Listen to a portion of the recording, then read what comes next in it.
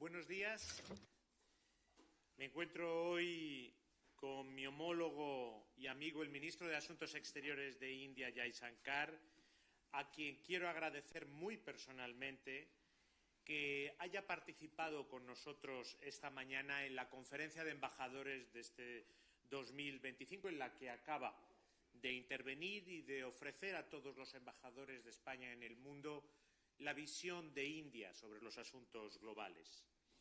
Quiero resaltar que es la primera vez que un ministro de otro país participa como invitado en este foro que reúne a todo el cuerpo diplomático español acreditado en el exterior y el vibrante intercambio que esto permite con nuestros embajadores y que demuestra el interés recíproco de España e India por seguir profundizando las excelentes relaciones que nos unen. Este encuentro pretende precisamente eso, consolidar el relanzamiento de nuestras relaciones bilaterales y situarlas al nivel que corresponden con un país como India, que es la mayor democracia del mundo, el país más poblado del planeta, uno de los principales contribuyentes al crecimiento económico mundial y un actor de enorme relevancia en los asuntos mundiales. El encuentro de hoy, hemos tenido ya un encuentro tête-à-tête, va a seguir un almuerzo de trabajo, nos va a permitir repasar todos los ámbitos de nuestras relaciones y retomar la agenda impulsada durante la visita del presidente Sánchez a India el pasado mes de octubre, un verdadero hito en nuestra relación bilateral durante la cual suscribimos una declaración conjunta, se firmaron 4 memorandos de cooperación aduanera, de inversiones, de transporte por ferrocarril y el programa de intercambio cultural del año 24 al año 28. Inauguramos la planta de ensamblaje de Airbus Tata en Vadodara y celebramos en Mumbai el Foro de CEOs, una cumbre empresarial y la 4ª edición del Foro España-India. También se acordó celebrar en 2026, el próximo año, el año dual de la cultura, el turismo y la inteligencia artificial. Será un acontecimiento muy importante para el que tenemos previsto celebrar numerosas actividades como festivales de cine, de literatura, música, exposiciones de grandes museos y acabamos de firmar, bajamos ahora mismo de esa ceremonia, de firmar 2 acuerdos sobre desarrollo urbano sostenible y sobre cooperación deportiva. La reactivación de varios mecanismos bilaterales de cooperación es algo que también va a estar en nuestra agenda y vamos a pasar revista a los principales asuntos de nuestra densa agenda bilateral, políticos, seguridad y defensa, económicos y comerciales, culturales y científicos y, por supuesto, los contactos humanos. The human contact and intensifying mobility of our respective citizens, as well as, of course, the relations between India and the European Union. And Spain has great hopes for this bilateral summit, which will be held this year, in which we hope to agree on a new strategic agenda between the 2 regions, between India and Europe, and to give a new boost to negotiations between the European Union and India. We're also, of course, going to review the international context, situation in the Pacific region, the main global affairs, and, of course, we will be discussing crucial aspects such as funding for development, where India will play a crucial role in that summit for funding for development of the UN, which will take place in Seville here in Spain in June this year. So thank you very much again, Minister Jaishankar, for having agreed to join all of our Spanish ambassadors here today as a guest in our conference, and for these very busy 2 days of India-Spain work, which we'll be holding. You have the floor, sir. Muchas gracias, ministro Álvarez. Creo que esta es la 5ª ocasión en la que nos reunimos en los últimos 2 años, si no me equivoco. Para mí es un placer estar hoy. Privilege, great honor that you invited me to address the Spanish Ambassadors Conference, and I hope some of the thoughts that I put before them would be useful as you deliberate on your own foreign policy priorities. Minister, as you pointed out, I'm here a few months after President Sanchez's very successful visit to India. The last time I was here, I was with Prime Minister Modi. I accompanied him. This was in 2017. And we can see in the ensuing years, actually, that there's been very good progress in our bilateral cooperation. And our job today is to take that forward. When we look at our bilateral trade, it is today about 10 billion euros. There are huge possibilities in railways, in digital, in urban technologies, smart cities, green and clean technologies. And there are already, I believe, 230 Spanish companies with a presence in India, and we would welcome more of them to join us in Make in India, Design in India, collaborate with India. We've also had some very notable achievements in the field of defense and security. When President Sanchez came there, we had the handing over of the C-295 aircraft, and certainly we look forward to intensifying our defense and security cooperation. Indian ships make port calls to Spain, and we value the collaboration between our militaries. We also welcome your own presence closer to our parts of the world, especially where the Navy is concerned. Looking ahead, one important milestone we have agreed on is 2026 as a year of culture, tourism, and AI. I think it will help to bring our people much closer. Another area which I hope to discuss with you is the flow of talent between our countries, because the era of AI will call really for greater mobility of skilled professionals. I was very happy that we have recently opened our consulate in Barcelona. Our Consul General is here. We look forward to your consulate in Bengaluru, and that too is part of our deepening ties. Today we have signed 2 agreements, one in sports, one in sustainable urban development. They are indicative of how we are broadening our area of cooperation.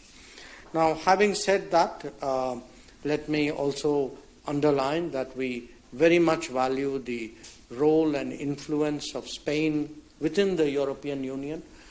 We are striving for a closer partnership with the EU, and I think if the voice of Spain is more clearly and effectively there in Brussels in support of the relationship, it would certainly, I think, help deepen our ties there. I also want to remind all of you that India actually has fairly strong interest in the Mediterranean. When we look at the Mediterranean as a region, our annual trade with the Mediterranean today is about $80 billion. We have Indian companies who have airports, who have ports. It's a very important region for fertilizers. We have strong defense and security. We have potentially big green hydrogen projects in the Mediterranean. So I do want to underline that India will be more visible in the Mediterranean in times to come, and certainly in that process we count very much on Spain's support. We also have a very good history of collaborating in the G20. Your presence, your contributions to the G20 have always been valued. We want to intensify that.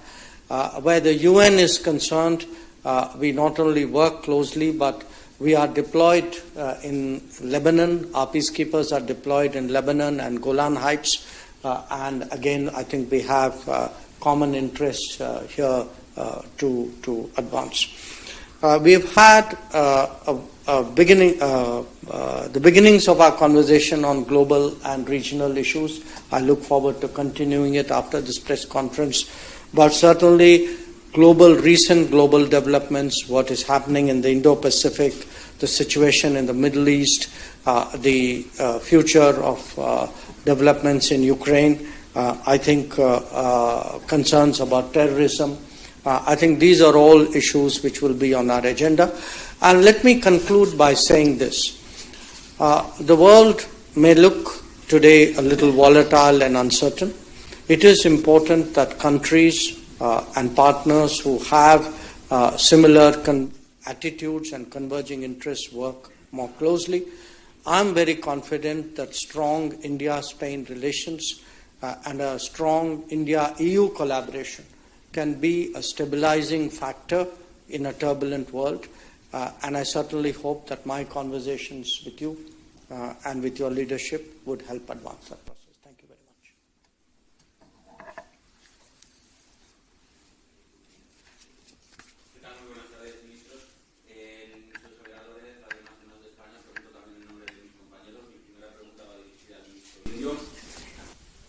In the Foreign Minister of India, how do you see from the biggest democracy in the world the arrival of Donald Trump to the White House? And for Minister Alvarez, also connected to that, I'd like to ask you if on the 20th there will be some institutional representatives of this country in the inauguration of Donald Trump. And what do you think about the fact that Santiago Abascal has been invited as a guest to attend that inauguration? Thank you. Thank you very much. About the participation of the Spanish ambassador in Washington. She will, of course, be attending that inauguration. As you know, the inaugurations of American presidents do not tend to invite heads of state or government, except on a personal basis. These are more institutional invitations, but they do invite ambassadors. No Spanish head of government or state has ever attended the inauguration of a Spanish president. We will, however, have our ambassador in Washington. As for any other invitations sent out for that inauguration, I have no comments. President Trump is, of course, free to invite whomever he likes to his inauguration. And Spain's position with respect to the extreme right-wing parties is a very clear one. It goes against European values, and we, of course, will always defend European values.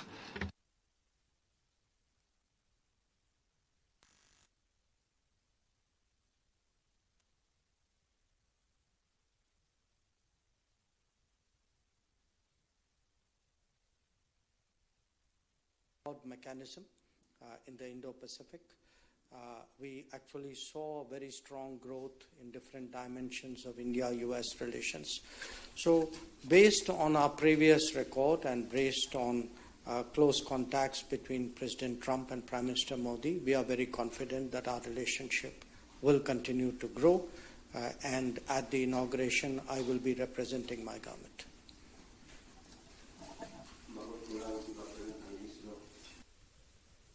Minister. Yes, good morning, Minister. My question is if you could explain what happened last week when everything was ready for opening the customs to Ceuta and Melilla, and in the end, no trucks were able to get through. When do you think that finally those customs or those border controls will be operating normally?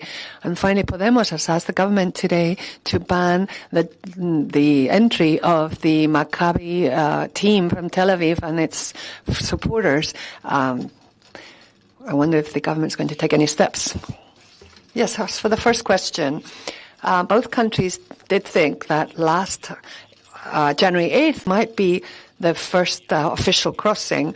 There have been several tests before that which worked well, but it seems there's still some work to be done on the part of both sides with regards to those customs procedures that we can overcome any technical issues. What I'm surprised to hear about these customs issues is that no one ever, before the Spanish-Moroccan roadmap agreement, ever thought even or suggest that one day there might actually be a customs post in Ceuta or reopen the one in Melilla. Everyone lived quite happily without them.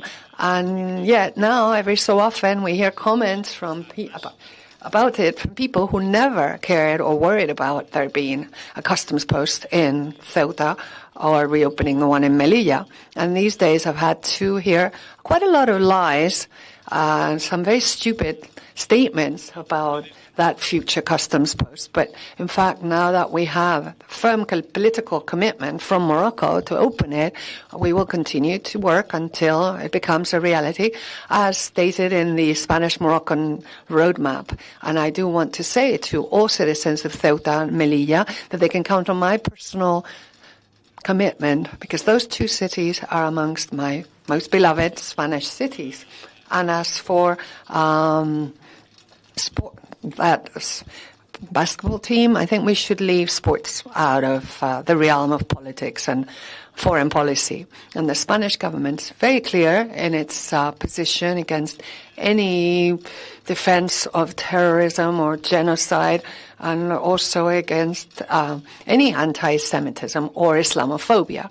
And so sport, therefore, is one thing, and let's leave it separate from politics. And when there are behaviors which, of course, are to be sanctioned, we will be very firm in that respect as well. Thank you.